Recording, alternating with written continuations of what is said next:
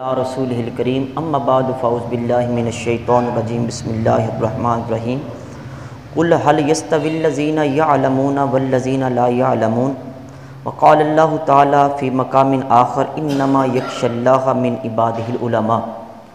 عزیز سامعین محترم، علماء اور طلباء، علم سیکھنے والے اور علم سکھانے والے، اسلام ان کو کیا اہمیت دیتا ہے اور کیا ان کو فضیلتیں عطا کرتا ہے، وہ آپ کے سامنے عرض کرتا ہوں۔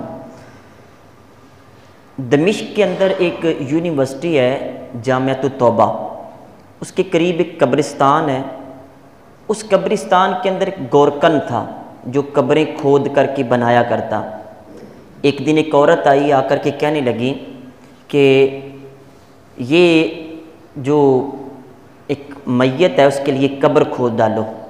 انہوں نے قبر بنا دی اور وہ چند بندوں کے ساتھ اپنے مردے کو لے کر کے آئی۔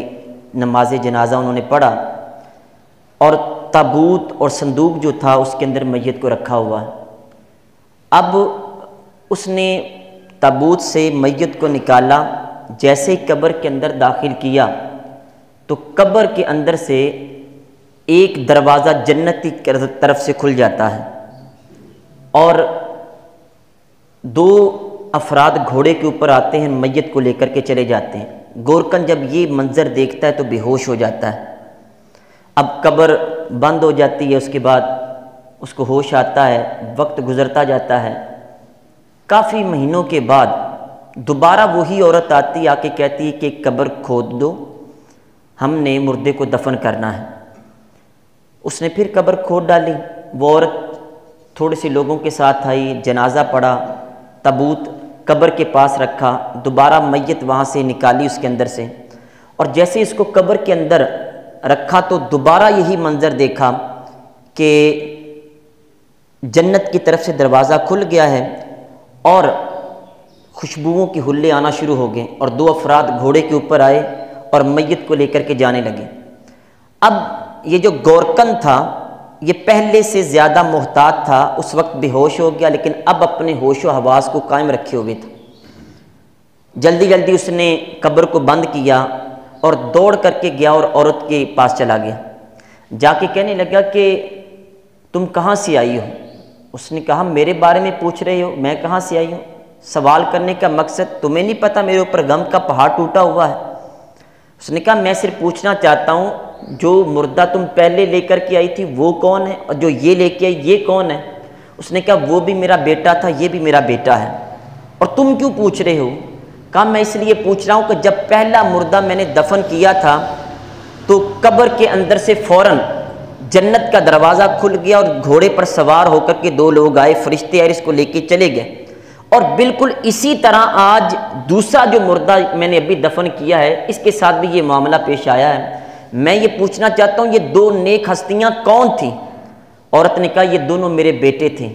جو پہلا بیٹا تم نے دفن کیا تھا وہ میرا بیٹا دین کا علم حاصل کرتا تھا، اور جو دوسرا تم نے یہ مردہ دفن کیا ہے یہ اس کا بھائی تھا جو لوہار کا کام کرتا تھا، اور جتنے بھی پیسے کماتا اپنے بھائی کی تعلیم کے اوپر خرچ کر دیتا تھا۔ عزیز سامعین محترم، علم سیکھنے اور علم کے اوپر مدد کرنے والوں کا یہ مقام ہے۔ ذرا غور کریں وہ کتنے خوش نصیب والدین ہیں جن کے بچے وہ مدارس میں پڑھتے ہیں، قرآن پاک حفظ کرتے ہیں اور وہ علم حاصل کرتے ہیں، ان کے والدین ان کے اوپر خرچ کرتے ہیں۔ عزیز سامعین محترم، علم سے اللہ تبارک و تعالیٰ اور اس کے محبوب صلی اللہ علیہ وآلہ وسلم وہ دونوں بہت زیادہ پیار کرتے ہیں۔ اسی طرح مسجد نبوی کے قریب درسگاہ تھی جس کے اندر 3 طالب علم پڑھتے تھے، ایک کا نام ابو الشیخ، ایک ابن المخبری اور ایک تبرانی تھا۔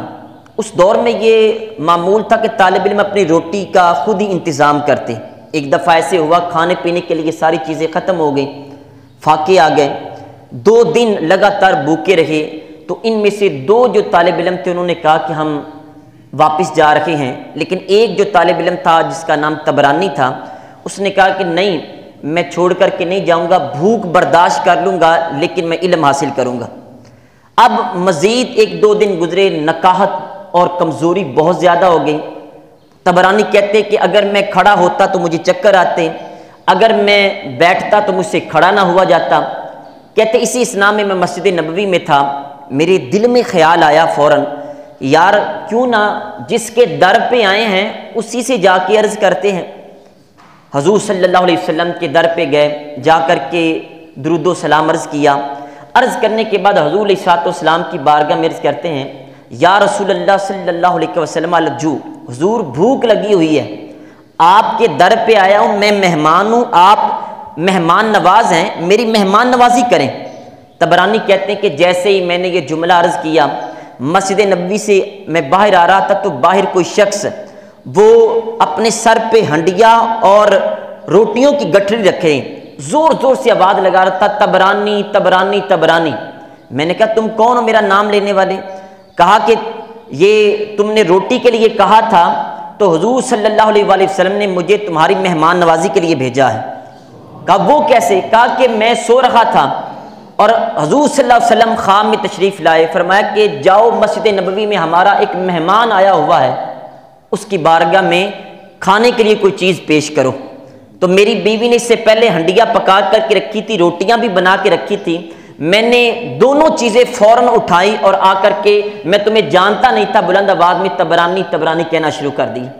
عزیز سامعین محترم، جو علم حاصل کرتے ہیں ان سے حضور علیہ السلام کی والہانہ محبت کا یہ انداز ہے۔ ایک قاری تھے بہت بڑے گزرے جن کا نام عاصم تھا، وہ مسجد نبوی میں تعلیم دیا کرتے تھے، قرآن پڑھایا کرتے تھے، لیکن ان کے ساتھ ان کی ذات کے اندر ایک خوبی یہ تھی کہ ان کے منہ سے خوشبو آتی، اس قدر پیاری خوشبو آتی کہ جو بھی سونگھتا وہ سونگھتا ہی رہ جاتا تھا۔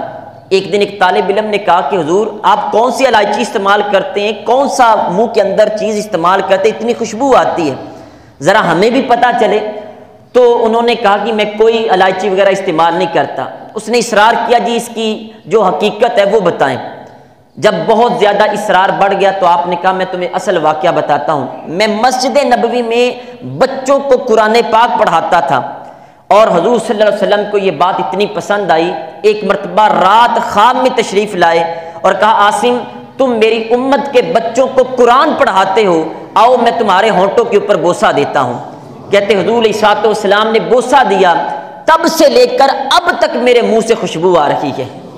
عزیز سامعین محترم، جو علم حاصل کرتے ہیں، علم سے محبت کرتے ہیں، ان کا حضور علیہ السلام کی بارگاہ میں یہ مقام و مرتبہ۔ انڈیا کے ایک بہت بڑے بزرگ تھے، وہ روزانہ 1-2 ہزار لوگوں کو کھانا کھلایا کرتے۔ تو ایک مرتبہ حضور صلی اللہ علیہ وآلہ وسلم خواب میں تشریف لائے، فرمایا کہ تم اللہ تعالیٰ کو تو کھانا کھلاتے ہو، مجھے کبھی کھانا نہیں کھلایا۔ وہ بڑا پریشان ہوئے، اٹھے علماء سے رابطہ کیا، اس کی تعبیر کیا ہے؟ تو علماء نے یہ بتایا کہ اس کی تعبیر یہ ہے کہ تم عام لوگوں کو کھانا کھلاتے ہو، کبھی تم نے علماء اور دین کے طالب علموں کو کھانا نہیں کھلایا۔ وہ کہتے ہیں کہ اس کے بعد میں نے ایک دن مخصوص کر لیا جمعرات کا، جب میں صرف علماء اور طلباء کو کھانا کھلایا کرتا تھا۔ گویا علماء اور طلباء کو کھانا کھلانا یہ حضور علیہ السلام کی مہمان نوازی کرنا ہے۔ عزیز سامعین محترم، علم کا بڑا مقام ہے۔ میرے کریم آقا صلی اللہ علیہ وآلہ وسلم ایک عالم کے بارے میں فرماتے کہ فضل العالم علی العابد کا فضلی علی ادناکم، فرمایا کہ ایک عالم دین کی ایک عبادت کرنے والے کے اوپر اس طرح فضیلت ہے جس طرح میری تم میں سے ادنا بندے کے اوپر فضیلت ہوتی ہے۔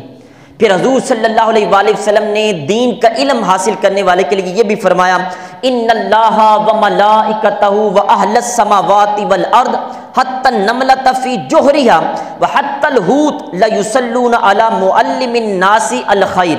حضور صلی اللہ علیہ وسلم نے فرمایا کہ بے شک اللہ تعالیٰ، اس کے سارے فرشتے، آسمانی مخلوقات، زمین کی مخلوقات، یہاں تک کہ چونٹیاں اپنی بلوں کے اندر اور جو مچھلیاں پانی کے اندر، یہ ساری مخلوقات اللہ اس کے فرشتے کیا کرتے ہیں؟ جو شخص لوگوں کو دین سکھاتا ہے اس کے لیے دعائے خیر کرتے ہیں۔ یصلون کا مطلب درود پڑھتے، اور اس کا مطلب ایک یہ بھی ہے کہ لوگوں کے لیے دعائے مغفرت کرنا۔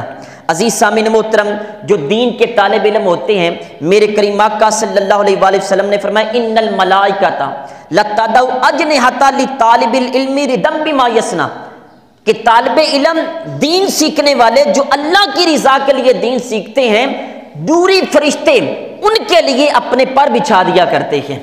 پھر حضور صلی اللہ علیہ وآلہ وسلم نے یہ بھی فرمایا کہ ان العلماء ورثۃ الانبیاء، کہ علماء جو ہیں وہ انبیاء کے وارث ہیں۔ آج عزیز سامعین محترم ذہن میں رکھیں کہ باپ ایک پہلوان ہو اور بیٹا اس کا لنگڑا ہو جائے، وہ پہلوان نہ ہو، تو کیا اس کا وارث بنتا ہے یا نہیں بنتا؟ ضرور بنے گا۔ لنگڑا ضرور ہے لیکن وارث ضرور بنے گا۔ باپ بہت زیادہ خوبصورت ہے، بیٹا اتنا خوبصورت نہیں ہے، لیکن اس کے باوجود بیٹا ضرور اپنے باپ کا وارث بنے گا۔ میرے کریم آقا صلی اللہ علیہ وآلہ وسلم نے فرمایا کہ علماء انبیاء کے وارث ہیں۔ علماء چہ جائیں، ان کے اعمال بہت زیادہ اچھے نہیں ہیں، لیکن اس کے باوجود چونکہ دین کا علم ان کے سینے کے اندر موجود ہے، اس بنا کے اوپر وہ انبیاء کے وارث ضرور بنتے ہیں۔ علماء کی عزت کیا کریں، اہل علم سے محبت کیا کریں اور دعا کیا کریں اللہ تعالیٰ طالب علموں کے ساتھ ہمیں موت عطا کرے، اور یہ بھی دعا کیا کریں کہ اللہ تعالیٰ طالب علموں کے ساتھ حشر عطا کرے، اور یہ بھی دعا کیا کرو اللہ تبارک تعالیٰ طالب علموں کے ساتھ جنت عطا کرے۔ اللہ تعالیٰ کی بارگاہ میں دعا ہے اللہ تعالیٰ علم اور اہل علم سے محبت کرنے کی توفیق عطا فرمائے۔ وما علیہ الا البلاغ المبین۔